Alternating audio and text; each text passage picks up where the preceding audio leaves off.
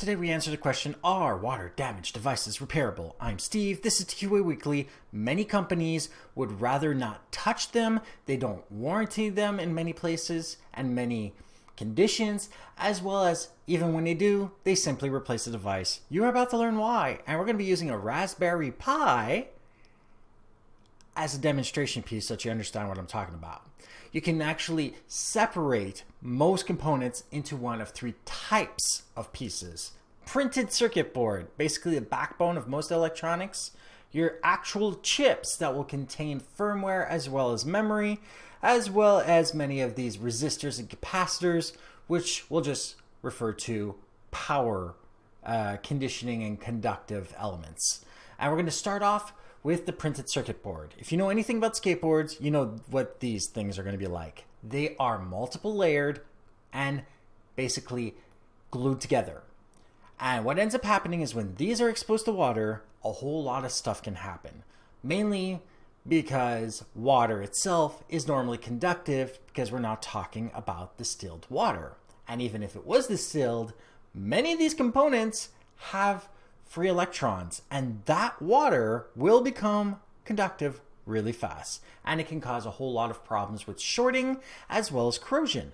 Now, if any of the connectors inside the printed circuit board become disconnected due to corrosion, they're impossible to fix. You can only use a bypass in some cases. If it's something that requires timeliness to be a factor, then repairing it is pointless.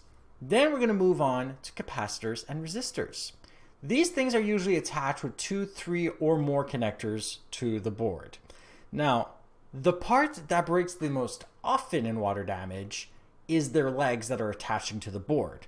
These normally corrode away, but in some cases like capacitors, you can have a short circuit causing more damage than just to the capacitor. Why? Because it itself carries a charge, and anything that carries a charge on your device can damage other parts. That makes fixing some things on there just unreasonable and extremely complicated. You can take the time, but there's no guarantee that you'll succeed, which brings us to things like the chips. The chips themselves don't necessarily have data that is worthwhile keeping, but some do.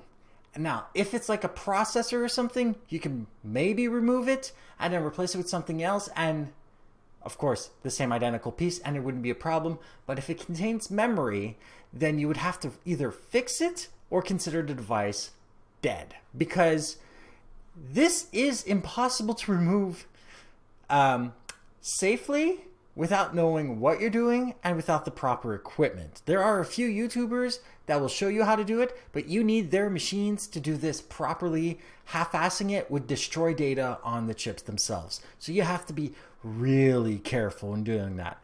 Most processors and chips on these things don't contain data that is that sensitive. But that being said, the cost of fixing, let's say, a Raspberry Pi that would have been damaged by water is unreasonable.